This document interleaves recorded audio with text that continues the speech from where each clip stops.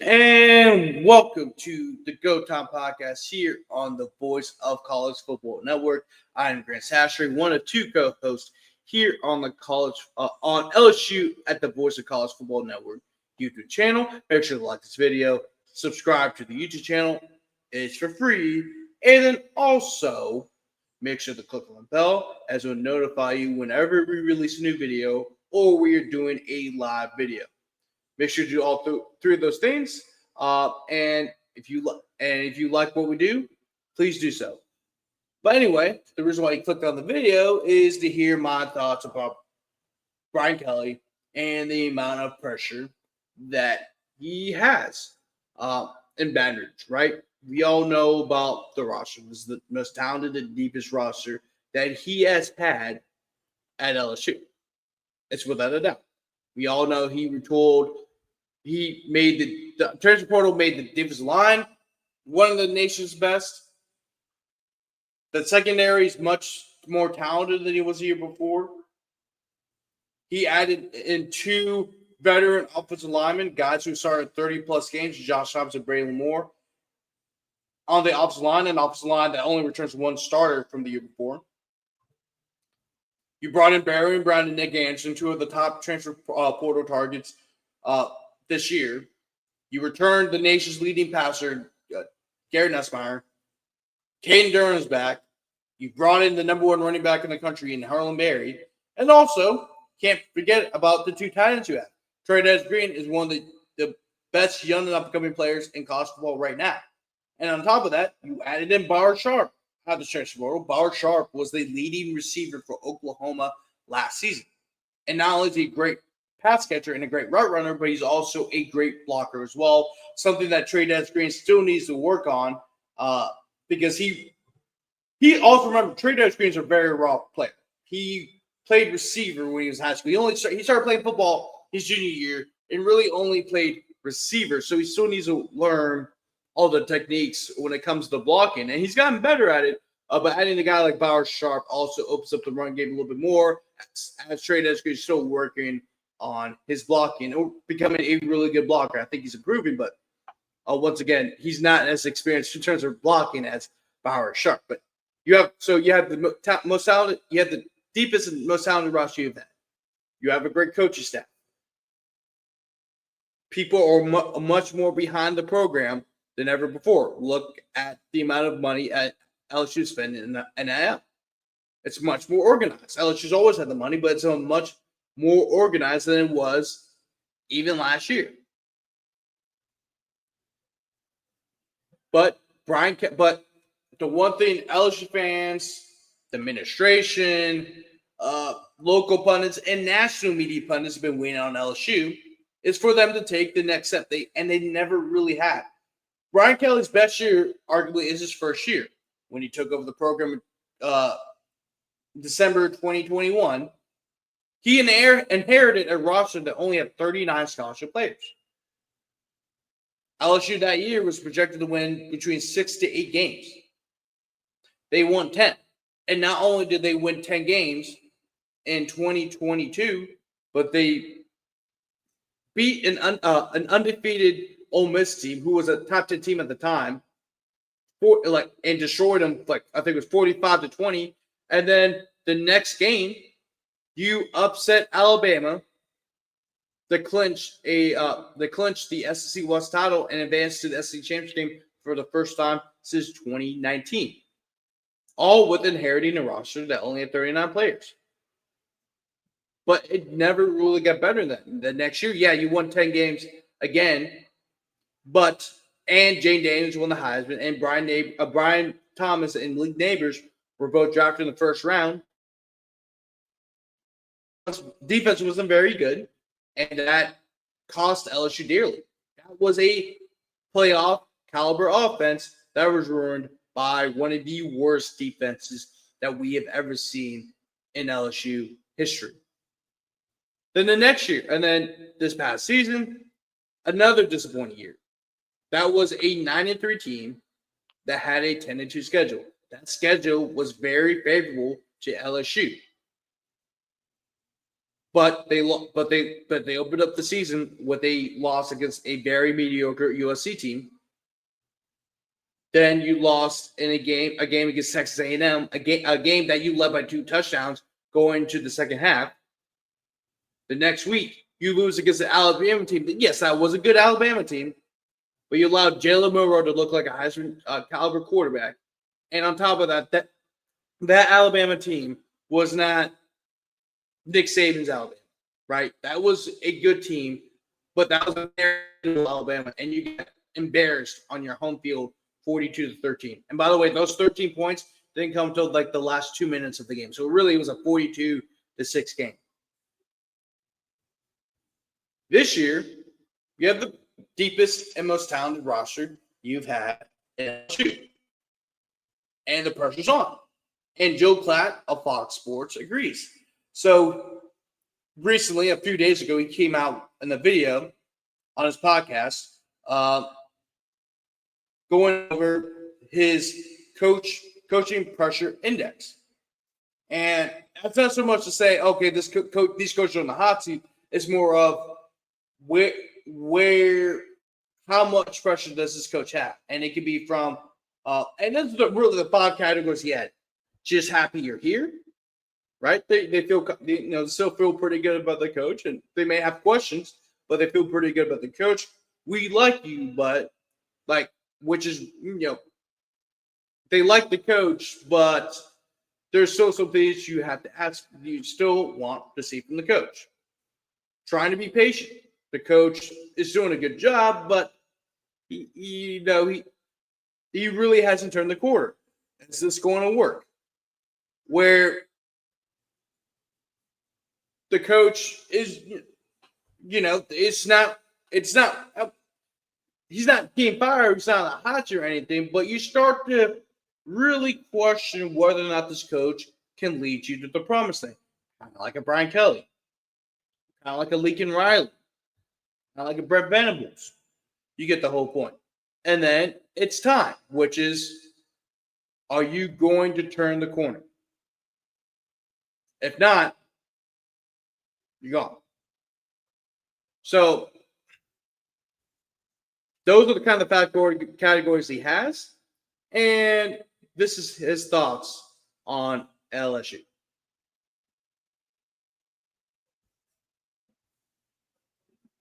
All right, let's stay in the SEC and let's talk about Brian Kelly. Okay, so for Brian Kelly, it's very similar, at least in my mind, to James Franklin, which means it's time. It's time. Year 4 for Brian Kelly, rough start to the tenure, right? Like, you remember the accent. Remember, he debuted that Southern accent so well. We had the bad recruiting video with him dancing. And then you look up and it's like, okay, but they've had 2 10-win seasons. In most places, 10-win seasons get people off of your back. They've had a 9-win season, but here's the difference. Expectations are sky high at LSU. Every coach this century has won a national championship at LSU. What makes it's why Brian Kelly went to LSU. He didn't go down there to build South Bend South. He went specifically because he felt like this program, this location, was going to give him a better chance to win a national championship. And look at every coach that has coached at LSU this century. Nick Saban won a national championship. Les Miles won a national championship. Ed Orgeron won a national championship. They gave him a big, fat contract. Kelly needs a great start to the season, and that's exactly where the pressure point is. It's time. Week 1 at Clemson. The opener at Clemson is the moment for Brian Kelly. He can't lose that game. And that's an incredibly tough game. I actually think Clemson's a little bit better than LSU. So now we're expecting him to take a team on the road and go beat Dabo Swinney, who's won a national championship, and Cade Klubnik, who has played a lot of football and just went to the college football playoff. And he's got to win that game. If he doesn't, look up at the rest of the schedule. The rest of the schedule becomes so much more daunting. Okay? The Clemson game is really the crux of the argument because now you look up and you still have Florida, that one at home. You still have to go to Ole Miss. You still have to play Lenore Sellers in South Carolina. You still have to play Texas A&M. You still have to go on the I want to pause it here because for starters, that's kind of weird. I don't know why people keep bringing up his accent.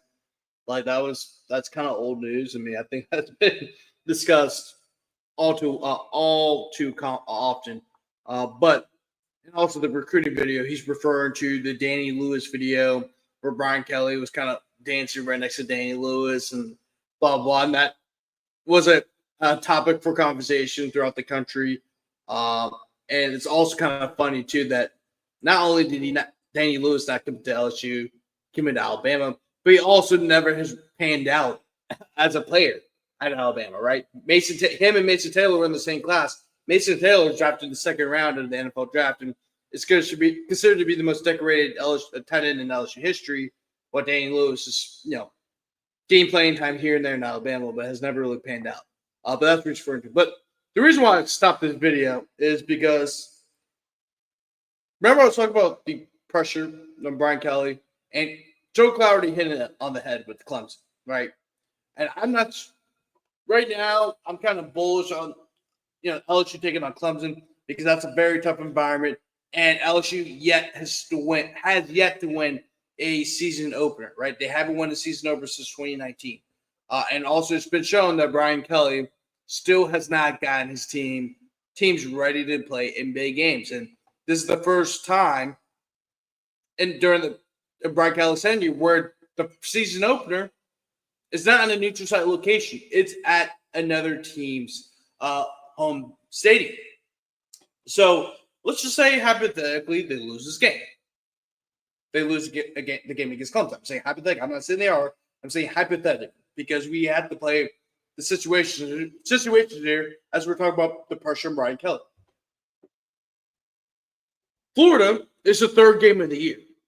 Florida could be, I don't know whether or not Florida's going to build off their season they had last year where they won like their last 3 games and they beat LSU and Ole Miss back to back. But that's still a very tough opponent, right? Florida, they're trying to prove themselves. Hey, we're ready to take the next step. You have a young and talented quarterback in DJ Lagway, and yet you can look at his stats and be like, well, is he really that good? But also, it's just freshman season. So who knows? And can Billy Napier develop him to the quarterback he could be? He got to travel to Ole Miss. And LSU has not been Ole Miss in Oxford since 2019. And you already know Lane Kiffin's going to have his guys ready to play against LSU when they come to town. Then you go play against South Carolina. By the way, all 3 of these teams are going to be in the top 25 at the beginning of the year, too. I know I'm not really big in the preseason top 25 polls, but these teams are going to be in the top 25. And we already know about Ole Miss. And, yes, they did lose a solid bit of players, but Lane Kiffin's done a great job at Ole Miss, and he's gotten those guys to win football games, right? The only time he's won less than 8 games as a head coach of Ole Miss was his first year during COVID. But other than that, they've won 8 or more games every year since then. South Carolina, another very tough team. Bruno Marcellus is a very good quarterback, supposed to be first round draft pick. And Shane Beamer, has done a great job with that South Carolina program. That South Carolina program had not been the same since Steve Spurrier was the head coach, and he got them back to being a competitive football team in SEC. A&M. You can say whatever you want about Texas A&M. You can say the Texas 8-4, but Mike Elko knows Brian Kelly all too well. He was Brian Kelly's defensive coordinator, and I know he's going to make it a tough game for Brian Kelly. And A&M also has always made the game against LSU really tough. That game's always good. I always expect the game against A&M to be close just because they're rivals. It's a rivalry game, right? And rivalry games tend to be close. And that game has always been generally pretty close. Alabama. You're traveling to Tuscaloosa. LSU has not beaten Alabama in Tuscaloosa since 2019. Actually, since 2010. Well, actually, since the beginning of the Nick Saban era, LSU has only won in Tuscaloosa 3 times. So from 2007 to 2025, there's almost 20 years. LSU's only won in Tuscaloosa 3 times.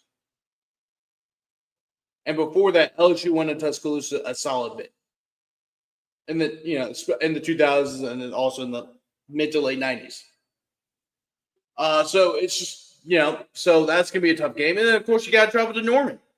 And I don't know if Oklahoma is going to bounce back from a tough year last year. But you're still playing in Norman, Oklahoma. You're playing on the road in a tough environment. And it was shown last year that no game is a guarantee in SEC play. Alabama lost against Vanderbilt. And a mediocre Oklahoma team that needed that win against Alabama to be bowl eligible. Right? Because remember, the next week, they got smoked by LSU in the last game of the year. So Oklahoma beating Alabama got them bowl eligible. We've seen Ole Miss lose against a bad Kentucky team. We have seen a lot of teams lose against teams that they should have beat in the SEC. It's the SEC. It's the toughest conference in college football outside of the Big Ten, right? So if you're LSU, that Clemson game is even more important because the SEC is so unpredictable and it's a dog-eat-dog conference now. That's what it is. Everyone wants to beat each other, and everybody arguably has the same amount of talent as everybody else. So if you're LSU, yes, you have to beat Clemson. And I agree with Joel there. And also you got to look at the schedule. But let's go back to what Joel had to say. Road and go to Alabama. You still have to go on the road and play in Norman. So the Clemson games becomes massively important. Plus, we all think that Clemson's going to be the class of the ACC. If they're in fact the ACC champion and you could notch a win in their building, what would that do to your playoff resume? It would be pretty good. It would be pretty good. That's why this is such an important game. Now, imagine for a moment he loses that opener. While it's a really good team and they're on the road and it's early and you can say all the things about like, hey, you know what? It's fine. I just don't know if there's going to be enough margin with those 6 games that I threw up on the board. The SEC is incredibly deep. They haven't had the national championships in the last couple of years, but that doesn't mean that they're any less deep. Those are tough games. They'd have to go 6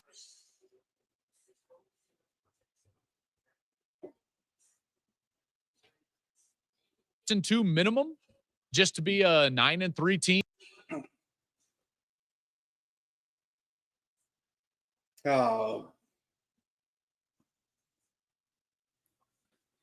Yes. So anyway, yeah. Sorry about that. It's kind of buffering at the moment. Let me see if it's and potentially make the playoff. And those are really tough to go 6-2 through that. So it's time for Brian Kelly, and that time is going to come right off the bat. Season opener on the road at Clemson.